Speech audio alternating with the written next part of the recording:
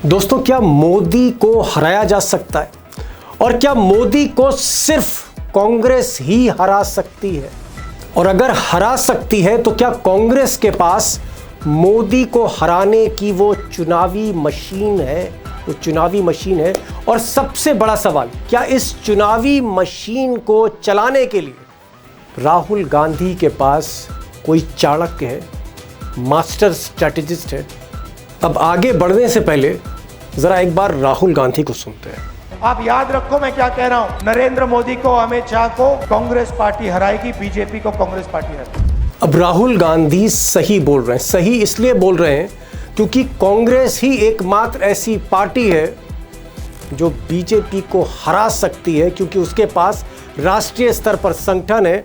और अगर सरकारों की बात करूं तो आज इस हालत में भी कांग्रेस के पास 7 राज्यों में, 7 स्टेट्स में या तो खुद की सरकार है या गठबंधन की सरकार है। और देश का ऐसा कोई कोना नहीं जहां कांग्रेस का नेता या कार्यकर्ता ना हो। लेकिन सच्चाई यह भी है कि मोदी को हराना इतना आसान नहीं है, क्योंकि मोदी अकेले नहीं लड़ते, बल्कि मोदी का एक पूरा सिस्टम चुनाव लड़ता है। एक ऐसा सिस्टम जिसकी बागडोर इन साहब के हाथ में रहती है। यानी जीतते चुनाव मोदी हैं, पर पर्दे के पीछे पटकथा कोई अमित शाह लिख रहा होता है। अब दोस्तों, सवाल यह है कि अगर मोदी जी के पास अमित शाह हैं तो फिर राहुल गांधी का अमित शाह कौन है? क्या राहुल गांधी के अमित शाह मल्लिकार्जुन खड़गे हैं, या फिर पार्टी चलाने वाले कांग्रेस की लगाम जिनके हाथ में केसी वेणुगोपाल चाणक्य हैं, या फिर जयराम रमेश हैं, या जादूगर अशोक गहलोत हैं, या भूपेश बघेल हैं, या फिर खुद राहुल गांधी की बहन प्रियंका है? Who is the Chanakya? अब दोस्तों, सवाल ये भी है कि राहुल गांधी का क्या कोई चाणक्य यानी कोई रणनीतिकार, कोई स्ट्रैटेजिस्ट है या नहीं है? इस पर तो मैं परते खोलने जा ही रहा हूँ, बड़ा खुलासा भी आज करूँगा इस वीडियो में। लेकिन अगर आप इतिहास पीछे मुड़कर देखें, हिंदुस्तान की सियासत का अगर आप पीछे मुड़कर देखते हैं, तो हर बड़ा नेता, जितना भी बड़ा नेता हो, उसके पीछे कोई ना कोई स्ट्रैटेजिस्ट था। मैं चंद्रगुप्त की बात नहीं कर रहा हूँ, मैं आज़ाद हिंदुस्तान की बात कर रहा हूँ। जैसे मिसाल के तौर पर अगर आप नेहरू जी देखें, नेहरू जी के पीछे साए की तरह हमेशा सरदार वल्लभ भाई पटेल थे। अगर नेहरू एक विजन थे इंडिया के, तो संगठन चलाने वाला जो व्यक्ति था वो सरदार वल्लभ भाई पटेल था। अगर आप अटल बिहारी वाजपेयी की बात करें तो उनके पीछे के चाणक्य जाहिर तौर पर लाल कृष्ण आडवाणी थे। इवन सोनिया गांधी की अगर आप बात करें तो सोनिया गांधी के पीछे जो सारी स्ट्रैटेजी थी, रणनीति थी, जिसने 2 बार 2004 और 2009 में बीजेपी को धूल चटाई, उस सोनिया गांधी के पीछे ये शख्स था, अहमद पटेल। अब अगर राहुल गांधी की बात करें तो पर्सनल एफर्ट्स की जहां तक बात है, राहुल गांधी, मुझे ऐसा लगता है कि शायद पिछले कुछ सालों में, बरसों में इतनी मेहनत जमीन पर, ऑन ग्राउंड, शायद ही विपक्ष के किसी नेता ने की होगी। अगर आप थोड़ा सा पीछे मुड़कर देखें तो 2023 में जिस तरह से राहुल गांधी ने केरल से कश्मीर नापा, और वो भी सड़क चलते हुए, जो भारत जोड़ो यात्रा थी, वो एक तरह का टर्निंग पॉइंट था 2024 के इलेक्शन का। और राहुल गांधी के इसी एफर्ट, ये जो भारत जोड़ो यात्रा थी, इसका इम्पैक्ट ये हुआ कि 2024 में जो कांग्रेस पहले 50 सीटों पर खड़ी थी, वो 100 सीटों तक पहुंची। और अगर शायद यहां पर कोई अमित शाह, कोई चाणक्य, कोई स्ट्रैटेजिस्ट राहुल गांधी के पीछे होता तो 50 सीटें और बढ़ती कांग्रेस के खाते में। कांग्रेस हो सकता है 150 पार करती, और अगर कांग्रेस 150 पार होती तो मोदी जी 240 की जगह 190 पे उतरते ही नहीं, कुर्सी से भी उतरते। अब सच्चाई यह है कि राहुल गांधी ने मेहनत भी बहुत की, इलेक्शन भी मजबूती से लड़ा, नरेटिव भी सेट किया। लेकिन फिर भी अगर आप राज्य देखें तो छत्तीसगढ़ है, मध्य प्रदेश है, उत्तराखंड है, हिमाचल प्रदेश है, दिल्ली है, गुजरात है, ऐसे कई राज्य हैं जहां ज़मीन पर कांग्रेस का संगठन नदारद था, और एक मजबूत चुनावी रणनीति के एब्सेंस में बाजी कांग्रेस के हाथ से निकलती चली गई। जैसे मिसाल के तौर पर छत्तीसगढ़ देखें 11 सीटें थी, कांग्रेस को सिर्फ 1 मिली। मध्य प्रदेश में 29 सीटें थी, गढ़ है कांग्रेस का 0, 0। उत्तराखंड गढ़ रहा है, straight fight BJP 5 seat 0। Himachal Pradesh अभी भी सरकार है, अभी भी नेटवर्क सबसे बड़ा कांग्रेस का है, 0 सीट। दिल्ली में 7 की जगह 0, गुजरात में 26 में सिर्फ 1। और सच्चाई ये है, कड़वी सच्चाई ये है कि absence of local leaders network, इसका असर दोस्तों ये हुआ कि इन राज्यों की जिनके मैंने नाम गिनाए 82 सीटें थी, 82 मिली कितनी, सिर्फ 2। और दूसरी तरफ राहुल गांधी को जहाँ जहाँ सपोर्ट मिला, स्टेट लीडरशिप का, स्टेट नेटवर्क का, जहाँ पर बूथ मैनेजमेंट अच्छा था, संगठन का ढांचा ठीक तरह से खड़ा किया था, लोकल लीडर्स अच्छे थे, वहाँ पर आप परिणाम देखें। मिसाल के तौर पर हरियाणा देखें, जहाँ 10 में से 5 सीट कांग्रेस के खाते में गई। राजस्थान जहाँ बिल्कुल उम्मीद नहीं थी, झगड़ा हो रहा था गहलोत का, सचिन पायलट का, लेकिन परिणाम जब आया, मजबूत स्टेट लीडरशिप थी, सपोर्ट था राहुल को, 8 सीटें ली। महाराष्ट्र में बीजेपी 9 सीटों पर रह गई, कांग्रेस 13 सीटों पर चली गई। और तेलंगाना में 17 में 8 सीट राहुल गांधी के खाते में गई। अब दोस्तों, कांग्रेस में कुछ नेता हैं, और खासकर राहुल गांधी के इर्द गिर्द कुछ नेता हैं जो हमेशा ये तर्क देते हैं कि साहब कांग्रेस इस वजह से हार रही है क्योंकि मोदी ने सारे सिस्टम पर कब्जा जमा रखा है, मीडिया अपने हाथ में ले रखी, इलेक्शन की मशीनरी अपने हाथ में, एजेंसियां अपने हाथ में, और इसलिए कहीं ना कहीं बीजेपी को हराना मुश्किल होता जा रहा है।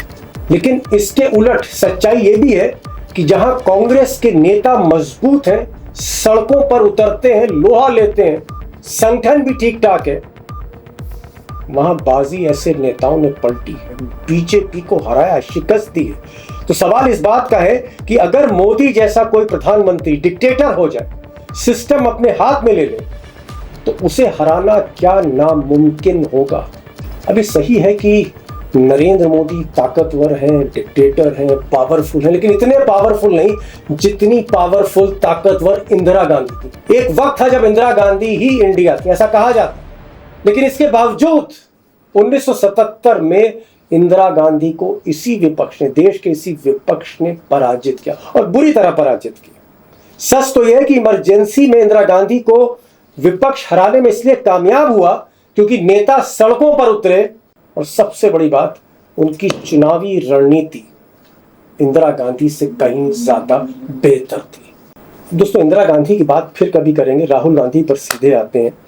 अब ऐसा नहीं है कि राहुल गांधी के पास स्ट्रैटेजिस्ट नहीं है, उनकी टीम नहीं है, रणनीतिकार नहीं है।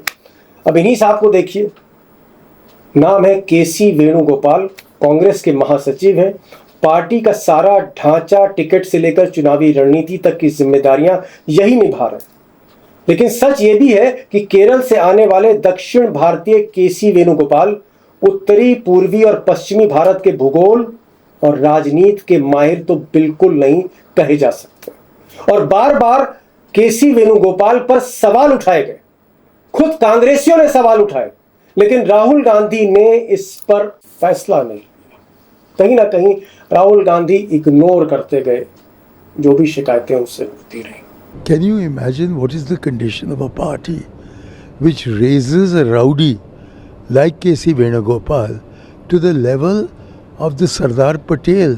K.C. Venugopal is a buffoon. I feel sorry for him. केसी वेणुगोपाल को तो पार्टी से बाहर कर देना चाहिए, और ये कांग्रेस से बाहर कर दिया। ये सब लायबिलिटी है पार्टी पे। अब दोस्तों, केसी वेणुगोपाल को लेकर कांग्रेस के भीतर, कांग्रेस के बाहर बातें होती रहती हैं, चुनाव दर चुनाव बातें होती रहती हैं। केसी वेणुगोपाल को लेकर कई तरह की चर्चाएं भी होती, मैंने कुछ मिसालें आपके सामने दी, और भी मैं कई बातें आपको सुना सकता था, खुलासे कर सकता था। लेकिन सवाल केसी वेणुगोपाल का यहाँ नहीं है। सवाल है कि क्या कांग्रेस के पास वाकई अकाल है रणनीतिकारों का। अगर बात करूं तो ये साहब भी कम नहीं है, अशोक गहलोत। लोग इन्हें जादूगर कहते हैं, और इनका जादू राजस्थान पर सर चढ़ के बोला भी है। अब एक और साहब से मिलिए, डीके शिव कुमार। इनको तो कांग्रेस के भीतर ही कांग्रेस के नेता ही कहते हैं कि ये दक्षिण भारत के चाणक्य।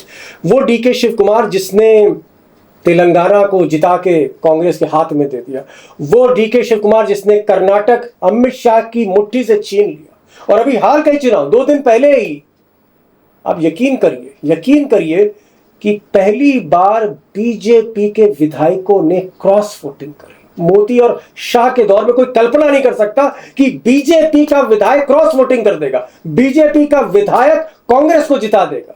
डीके शिव कुमार ने यह भी कर दिखाया। और ऐसा नहीं है दोस्तों कि डीके शिव कुमार को कोई जादू की छड़ी मिल गई 2 साल पहले, 4 साल पहले। 2017 में भी कर्नाटक से डीके शिव कुमार गुजरात पहुंचते हैं, मोदी प्रधानमंत्री होते हैं देश के, अमित शाह बीजेपी के राष्ट्रीय अध्यक्ष होते हैं, और गुजरात में ही डीके शिव कुमार ने चुनाव छीन लिया एक बार फिर से अमित शाह की मुट्ठी से।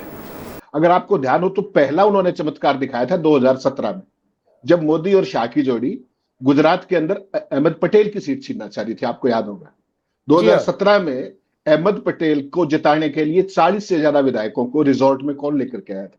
डीके शिव कुमार। और फाइनली जीते अहमद पटेल। वहां से इनकी एक्चुअल यूटिलिटी शुरू हुई। अब दोस्तों कुछ लोगों का कहना है कि अगर केसी वेणुगोपाल भी साउथ इंडियन है, केरल के हैं, तो शिव कुमार भी कर्नाटका के। लेकिन सच्चाई ये है कि जिस तरह से डीके शिव कुमार उत्तर भारत को जानते हैं, मैं सुनकर हैरान हो गया कि चाहे उत्तर प्रदेश हो या बिहार हो, डीके शिव कुमार के पास जो जानकारी है बिहार जैसे राज्यों की, बिहार के नेताओं से चाहता है। डीके शिव कुमार को अशोक चौधरी से ज्यादा बिहार कांग्रेस की जानकारी थी।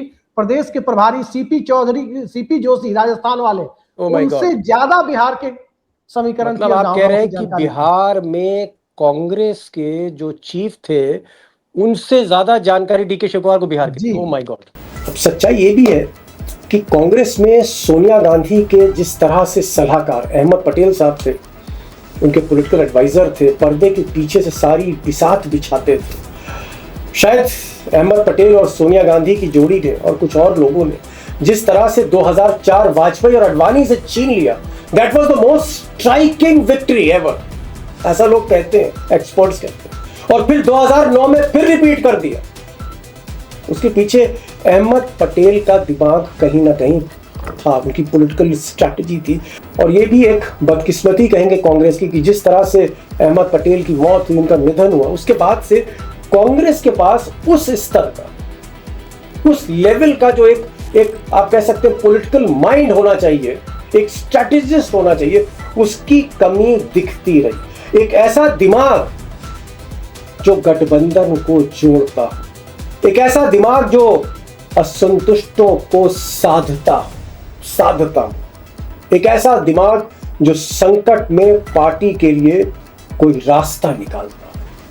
शायद अभी भी कांग्रेस अहमद पटेल की कमी को महसूस कर रही है। हालांकि उनके आलोचक भी कम नहीं कांग्रेस में, जो आज भी बहुत से तो ऐसे हैं जो कहते हैं कि Venugopal is better than Ahmed Patel. तो दोस्तों, क्या किसी शार्प पॉलिटिकल स्ट्रैटेजिस्ट की कमी, चाणक्य टाइप के किसी रणनीतिकार की कमी, ये एक सबसे कमजोर कड़ी है कांग्रेस के लिए? इसका जवाब हाँ में देना आसान है, लेकिन पूरी तस्वीर थोड़ी अधिक जटिल है। कांग्रेस की कमजोरियां एक नहीं कई। राज्यों में सुकुड़ता जनाधार, इंडिया गठबंधन के अंदर समन्वय की कमी, कोऑर्डिनेशन की कमी, पार्टी के भीतर दूसरी पंक्ति के नेतृत्व का अभाव, सेकेंड लाइन ऑफ लीडरशिप गायब एक तरह से, और एक ऑल्टरनेट नैरेटिव सेट करने की कमी भी दिखती है। लेकिन इन सबके बीच एक कुशल रणनीतिक लेफ्टिनेंट, एक मास्टर स्ट्रैटेजिस्ट, इसकी कमी शायद सबसे ज्यादा निर्णायक। इसलिए नहीं कि अन्य कमजोरियां छोटी हैं, बल्कि इसलिए कि एक सक्षम रणनीतिकार बाकी कमजोरियों को कम करने का रास्ता निकाल सकता है।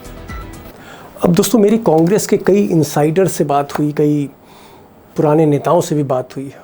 उनका लब बोल लो आप। अगर आप कहें कि जो निष्कर्ष था तमाम कांग्रेसी नेताओं से बातचीत का, वो यही था कि राहुल गांधी के आज की तारीख में जो स्ट्रैटेजिस्ट हैं वो संगठन के महामंत्री, राष्ट्रीय महामंत्री, ऑर्गेनाइजेशनल जनरल सेक्रेटरी केसी वेणुगोपाल है। यानी इलेक्शन का सारा सिस्टम जो कांग्रेस का है, जो मशीनरी है, जो संगठन की मशीनरी है, वो इन्हीं के हाथ में। और कुछ लोग तो कहते हैं कि मल्लिकार्जुन खड़गे से भी ज़्यादा पावरफुल है। सवाल इस बात का है कि केसी वेणुगोपाल मेहनती हो सकते हैं, वफादार हो सकते हैं, राहुल गांधी के भरोसेमंद हो सकते हैं, लेकिन किसी सूरत से उनको रणनीतिकार, मास्टर स्ट्रैटेजिस्ट, चाणक्य नहीं कहा जा सकता। अमित शाह हो सकता है सबकी नज़र में बुरे हों, आपकी नज़र में बुरे हों, लेकिन अमित शाह से अगर आप तुलना करें केसी वेणुगोपाल की इलेक्शन स्ट्रैटेजी में तो बहुत फ़र्क है। और बड़ी बात यह है कि शायद इन कमज़ोरियों का एहसास राहुल गांधी को भी है, और इसीलिए राहुल गांधी अब एक नई लकीर खींच रहे हैं, या यूं कहें नई लकीर खींच चुके हैं। और इसीलिए जो इंडिया अलायंस की ताज़ा बैठक हुई थी उसमें राहुल गांधी ने जो भाषण दिया उसका कोर यही था कि पुरानी बातें भुला दीजिए, वक्त आ गया है जब हमें प्रतिरोध करना होगा, हमको सड़कों की राजनीति करनी होगी, सड़कों पर उतरना होगा, और सड़कों पर उतरने के अलावा कोई और विकल्प नहीं। सुनिए राहुल गांधी के इस भाषण को, अंग्रेजी में था लेकिन हिंदी में खुद राहुल गांधी बता रहे हैं। समस्या यह है कि आपको जीतने के लिए कोई निष्पक्ष और स्वतंत्र चुनाव ही नहीं मिलेगा, इसलिए हमें प्रतिरोध के अंदाज में आना होगा। सीबीएसई प्रतिरोध है, नीट प्रतिरोध है, ग्रेट निकोबार जाना प्रतिरोध है, और भारत जोड़ो यात्रा, ये सब प्रतिरोध ही हैं। आप सुबह उठते हैं और सोचते हैं मैं प्रतिरोध कैसे करूं, और फिर आप प्रतिरोध करते हैं, इससे काम बनेगा। और अब दोस्तों सबसे बड़ा सवाल, आखिरी सवाल, सबसे बड़ा सवाल कि राहुल गांधी ने एक नई लकीर तो खींच दी, आपने खुद सुना उनको, और ये लकीर वाकई मोदी के लिए महंगी भी साबित हो सकती है अगर इस पर ठीक ठाक अमल किया गया।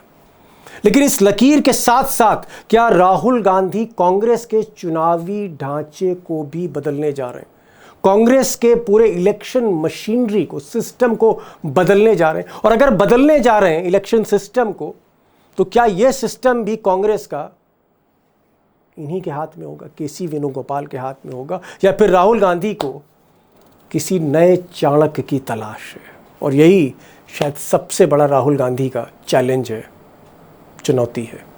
तो दोस्तों ये थी आज की special story, Sunday special story. और मुझे उम्मीद है कि ये जो क्रिटिकल कमेंट्स थे, हो सकता है बहुत लोगों को अच्छे ना लगे हों, कुछ भाषा तल्ख हो, कुछ लोगों को ऐसा लगा हो कि सिर्फ हम केसी वेणुगोपाल को ही हिट कर रहे हैं। लेकिन मुझे लगा कि जो बातें कांग्रेस के भीतर हो रही हैं, बाहर नहीं आ पाती, उनको भी लाया जाए, क्योंकि जब तक कमज़ोरियों पर ध्यान नहीं दिया जाएगा तब तक मजबूती आने वाली नहीं है। और इसीलिए इस वीडियो को मैंने आपके सामने रखा है, और मुझे लगता है कि सही स्पिरिट में आप भी इसको लेंगे।